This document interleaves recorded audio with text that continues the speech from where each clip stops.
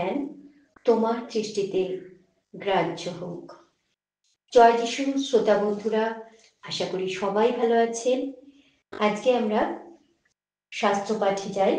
যোহন লিখিত সুসমাচার 8 অধ্যায় 12 পদ। যিশু আবার লোকদের কাছে কথা কহিলেন। তিনি বলিলেন, আমি জগতের জ্যোতি। যে আমার পশ্চাৎ আইসে সে কোনো মতে অন্ধকারে চলিবে না, কিন্তু জীবনের দীপ্তি পাইবে। খুব সুন্দর বাক্য আজ আমরা পেলাম। আমরা প্রথমে লেখক সম্পর্কে জানি একটুখানি, যদিও আমরা অনেকেই জানি। যোহন, যিনি যিশুর একজন প্রিয় শিষ্য ছিলেন, যাকে অনেক চেষ্টা করেও মানুষ যারা বিরোধী ছিল তারা কিন্তু শেষ করে দিতে পারেনি। তাকে তেলের কড়াইয়ে ফোটানো হয়েছিল, তবুও কিন্তু তিনি মারা যাননি, তিনি কিন্তু ছিলেন। তারপর শেষ পর্যন্ত তাকে পাটন দ্বীপে নির্বাসন দেওয়া হলো। এই যোহন, এই সাধু যোহন, তিনি আমাদের জন্য অনেকগুলো বাইবেল দিয়েছেন। আজকে আমরা যেখান থেকে পাঠ করলাম সেটা যোহন লিখিত সুসমাচার। এছাড়াও প্রথম যোহন, দ্বিতীয় যোহন, তৃতীয় যোহন এবং শেষে তিনি যখন পাটন দ্বীপে ছিলেন তার কাছে ঈশ্বরের যে দর্শন তিনি লাভ করেছিলেন, যে দর্শন তিনি পেয়েছিলেন, সেটা আমরা বাইবেলের শেষ পুস্তক যেটা পাই সেটা হলো যোহনের নিকটে প্রকাশিত বাক্য। এটাও এই একই যোহন তিনি লিখেছিলেন। এই সাধু যোহন যিশুর খুব প্রিয় শিষ্য ছিলেন। এখানে আমরা দেখি যিশু বলছেন যে আমি জগতের জ্যোতি। তিনি কিন্তু জ্যোতি অর্থাৎ আলো। তিনি বলছেন যদি কেউ আমার পেছনে আসে তাহলে সে কোনো মতে অন্ধকারে থাকবে না, কিন্তু জীবনের আলো পাবে।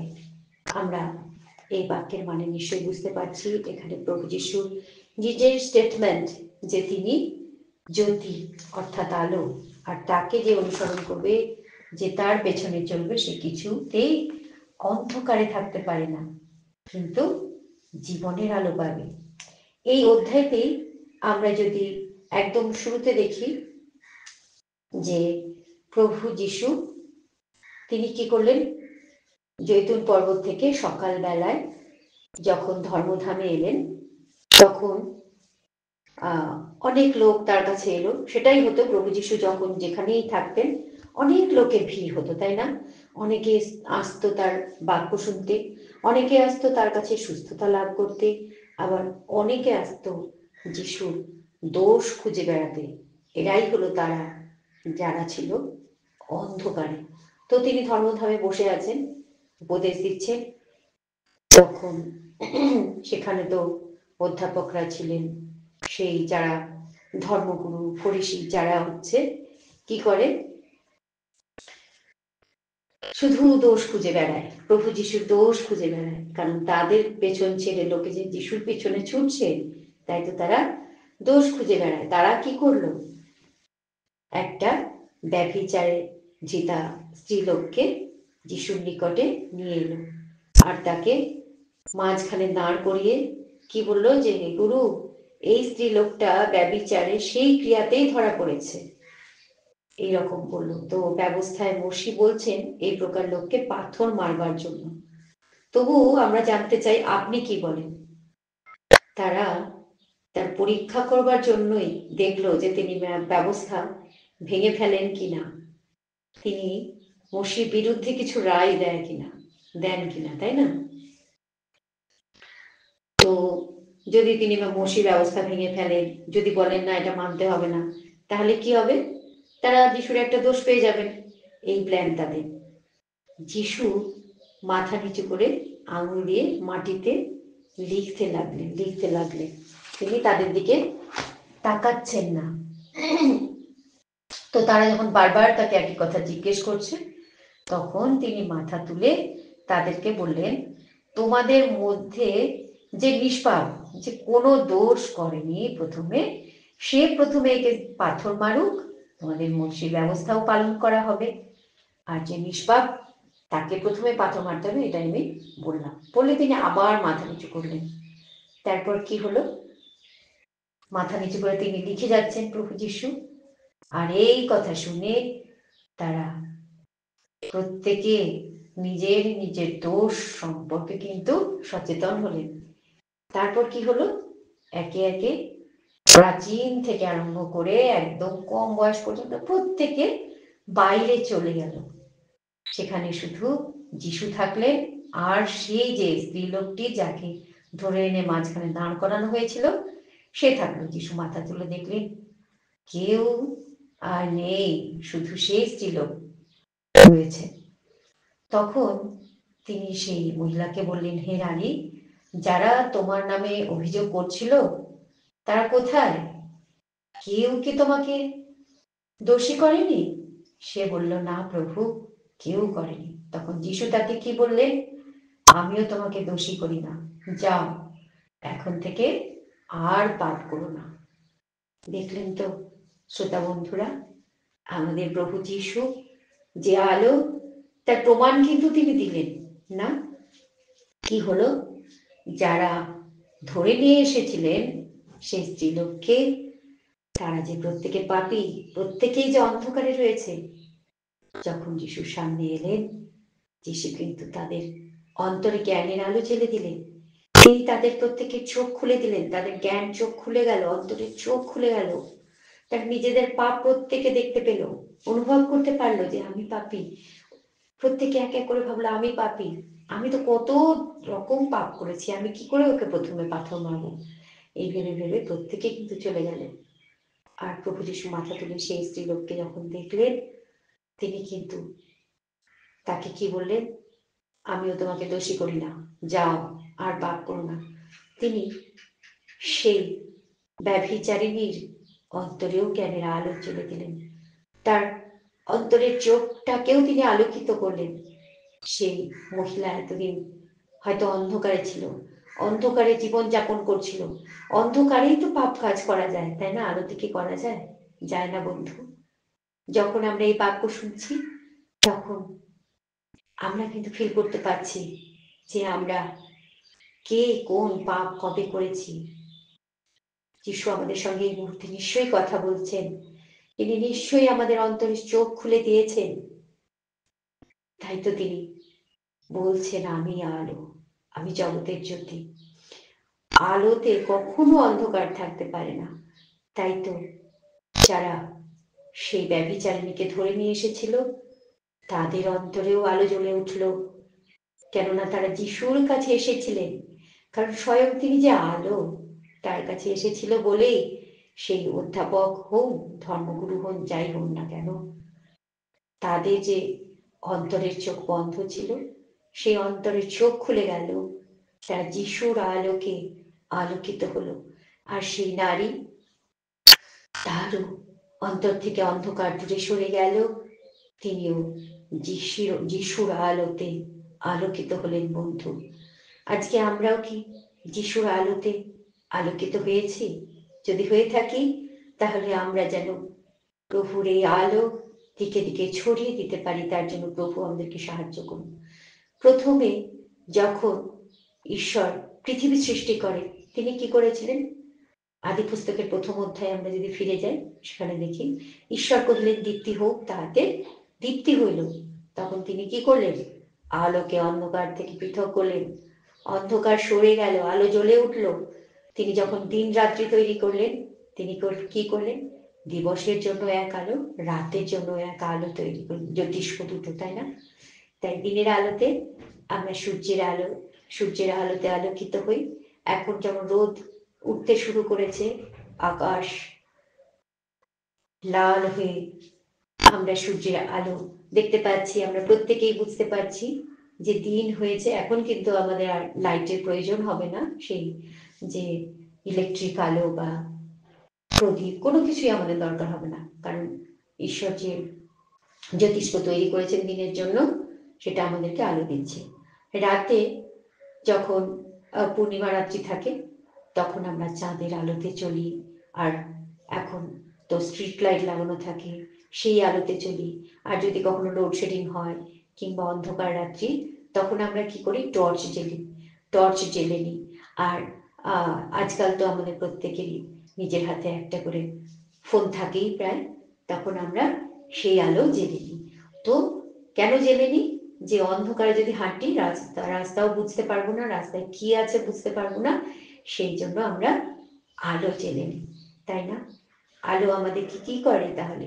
সঠিক পথ দেখায় এবং চলার পথের বাধাগুলো দেখায়। তাই আমরা যখন যিশুকে অনুসরণ করি, আমরা যখন তাঁর আলোতে আলোকিত হই, তখন তিনি আমাদেরকে সঠিক সঠিক পথ দেখান এবং পথের বাধাগুলো আমাদের চোখে আঙুল দিয়ে দেখিয়ে দেন। তাই প্রিয় বন্ধুরা, আসুন আমরা প্রভুর সেই আলোতে যেন আলোকিত হতে পারি এবং অন্যদের মধ্যেও যেন সেই আলো ছড়িয়ে দিতে পারি, তার জন্য আমরা ঈশ্বরের কাছে প্রার্থনা করি। আর আমরা বারবার এই শাস্ত্র পাঠ করি। আমরা যত বাইবেল পাঠ করব, তত আমরা প্রভু যিশুকে জানব, আর তত আমাদের অন্তর থেকে অন্ধকার সরে যাবে, আর অন্তরে প্রভু যিশুর আলো জ্বলে উঠবে। আর যখন আমরা বুঝতে পারবো না, তখন আমরা কার কাছে চাইব? বোঝার জ্ঞান ঈশ্বরের কাছে, পিতা ঈশ্বরের কাছে, স্বয়ং প্রভু যিশুর কাছে। তিনি যে আমাদের কাছে পবিত্র আত্মা পাঠিয়ে দিয়েছেন, সেই পবিত্র আত্মার কাছে আমরা প্রার্থনা করব। তাহলে আমাদের জ্ঞানের আলো জ্বলে উঠবে অন্তরে, আর তখন আমরা বাইবেলের বাক্যের মানে বুঝতে পারবো। প্রভু যিশু তো আমাদের জন্য সহায় পাঠিয়েছেন, তাই না? আমরা যদি প্রার্থনা করি, তখন পিতা আমাদেরকে সাহায্য করবেন, আর সেই সহায় আমাদের অন্তরে আসবে, আর তিনি আমাদের বাক্যের মানে বোঝাবেন। চলুন বন্ধু, আমরা সেই পিতা, পুত্র, পবিত্র আত্মা, সেই ঈশ্বরের কাছে নত শিরে প্রার্থনা করি, আর তিনি যেন আমাদেরকে আলোকিত করেন এবং আমাদের আশপাশের মানুষজনকে আলোকিত করতে সাহায্য করেন। তার জন্য চলুন প্রার্থনা করি। ধন্যবাদ, ধন্যবাদ, ধন্যবাদ স্বর্গের জীবন্ত ঈশ্বর, প্রেমময় প্রভু। তোমাকে ভক্তিপূর্ণ প্রণাম, শ্রদ্ধাপূর্ণ ভালোবাসা জানাই। তোমার পবিত্র নামের ধন্যবাদ করি প্রভু। প্রেমময় পিত, নতুন দিন, নতুন সকাল তুমি দিয়েছো আমাদেরকে। তোমার সেই আলোকে আলোকিত করেছো, তাই তোমার মহানামে ধন্যবাদ করি প্রভু। তুমি উচ্চীকৃত হও, গৌরবান্বিত, মহিমান্বিত হও প্রভু। ধন্যবাদ ও গৌরব ও জ্ঞান ও প্রশংসা ও সমাদর ও পরাক্রম ও শক্তি যুগ পর্যায়ে যুগে যুগে আমাদের ঈশ্বরের প্রতিবর্তক। তুমি আমাদেরকে জ্ঞানের আলো জেলে দিয়েছো প্রভু। তুমি আলো, তাই আমরা যেন তোমার অনুসরণকারী, অনুকরণকারী হতে পারি। তুমি আমাদের প্রত্যেককে সাহায্য করো, যেভাবে তুমি সেই যেমন 8 অধ্যায় 12 পদে আমরা পেয়েছি প্রভু তুমি আলো, যেভাবে সেই অধ্যায় শুরুতে তুমি অনেকগুলো লোকের মনে একসাথে তোমার সেই আলো জেলে দিয়েছো। সেদিন সেই ধর্মধামে তোমার কাছে যারা এসেছিল, তোমার সান্নিধ্যে পৌঁছেছিল প্রভু, তারা সবাই তোমার জ্ঞানে, তোমার আলোতে আলোকিত হয়েছিল। তাদের জ্ঞান চোখ খুলে গিয়েছিল, তাদের অন্তরে আলো জ্বলে উঠেছিল প্রভু। আজকে তোমার কাছে আমরা বিনীত নিবেদন করি প্রভু, তুমি আমাদের অন্তরে তোমার জ্ঞানের আলো জ্বেলে দাও, যেন আমরা সেই আলোতে আলোকিত হয়ে দিকে দিকে তোমার সেই আলো ছড়িয়ে দিতে পারি প্রভু। তোমার বাক্যের মানে বুঝতে আমাদেরকে সাহায্য করো প্রেমময় প্রভু। প্রার্থনা করি আমাদের ছোট্ট ছোট্ট ছেলে মেয়েরা যারা ধীরে ধীরে বড় হচ্ছে, যাদের পড়াশোনা পরীক্ষা রয়েছে, তাদেরকে তুমি সুস্বাস্থ্যের অধিকারী করো, তাদেরকে জাগতিক জ্ঞানে পরিপূর্ণ করো, সেই সঙ্গে তাদের আত্মিক জ্ঞানেও পরিপূর্ণ করো প্রভু, যেন তাদের মধ্যে সেই আত্মিক আলো জ্বলে ওঠে, আর তারা যেন তোমাকে চিনতে পারে, বুঝতে পারে, তোমার আদর্শে বড় হয়ে যেন একটা সুন্দর সমাজ করতে পারে প্রভু। তুমি আশীর্বাদ করো প্রভু। যারা আমাদের দেশকে, আমাদের রাজ্যকে, আমাদের শহরকে, আমাদের গ্রামাঞ্চলকে, আমাদের কর্মক্ষেত্রকে লিড করছেন, তুমি তাদের মধ্যেও তোমার জ্ঞানের আলো জ্বেলে দিও প্রভু। আমরা যে যে যেখানে যে অবস্থায় রয়েছি, যে কাজে নিযুক্ত রয়েছি, আমরা যেন তোমার আলোতে আলোকিত হয়ে নিষ্ঠার সঙ্গে নিজের দায়িত্ব পালন করতে পারি, তুমি আশীর্বাদ করো প্রভু। হয়তো এই মুহূর্ত পর্যন্ত অনেক পাপ করেছি প্রভু, তোমার বাক্য শুনতে শুনতে আমরা উপলব্ধি করতে পেরেছি প্রভু, আমরা প্রত্যেকেই পাপী। তাই তুমি আরো একবার আমাদের পাপ ক্ষমা করে দাও প্রভু। তুমি তো তোমার মূল্যবান রক্তবিন্দু দিয়ে আমাদের পাপ ধুয়ে দিয়েছো, কিন্তু প্রত্যেক মুহূর্তেই আমরা পাপ করে থাকি প্রভু। অন্ধকার দূর করে দাও আমাদের অন্তর থেকে প্রভু, আরো একবার আমাদেরকে ক্ষমা করে দাও, তোমার রক্তবিন্দু দিয়ে আমাদের সূচি করে দাও প্রভু। তোমার কাছে অনুরোধ করি, আজকে সারাদিনের কার্যে, বাক্যে এবং চিন্তায় যেন তোমাকে সঙ্গে নিয়ে চলতে পারি, তার জন্য তুমি আমাদের সাহায্য করো প্রভু। সারাদিনের সমস্ত ভার তোমার উপরে দিই।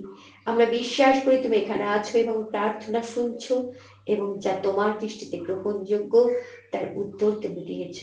তাই ধন্যবাদের সঙ্গে এই ছোট্ট প্রার্থনা প্রেমময় প্রভু যিশু তোমার চরণে রাখি, দয়া করে শ্রবণ ও গ্রাহ্য করো। Amen, amen, amen. হে আমাদের স্বর্গস্থ পিত, তোমার নাম পবিত্র বলিয়া মান্য হোক, তোমার রাজ্য আইসুক, তোমার ইচ্ছা সিদ্ধ হোক, যেমন স্বর্গে তেমনি পৃথিবীতেও হোক। আমাদের প্রয়োজনীয় খাদ্য আজ আমাদিগকে দাও, আর আমাদের অপরাধ সকল ক্ষমা করো, যেমন আমরাও আপন আপন অপরাধীদিগকে ক্ষমা করিয়াছি। আর আমাদিগকে পরীক্ষাতে আনিও না, কিন্তু মন্দ হইতে রক্ষা করো, কারণ রাজ্য, পরাক্রম ও মহিমা যুগে যুগে তোমারই নামে হোক। আমেন। জয় যিশু, প্রেজ দ্য লর্ড, জয় মাসি কি। শ্রোতা বন্ধুরা সবাই খুব ভালো থাকবেন, ঈশ্বর সবার মঙ্গল করুন, সবাইকে আশীর্বাদ করুন। Have a nice day, take care.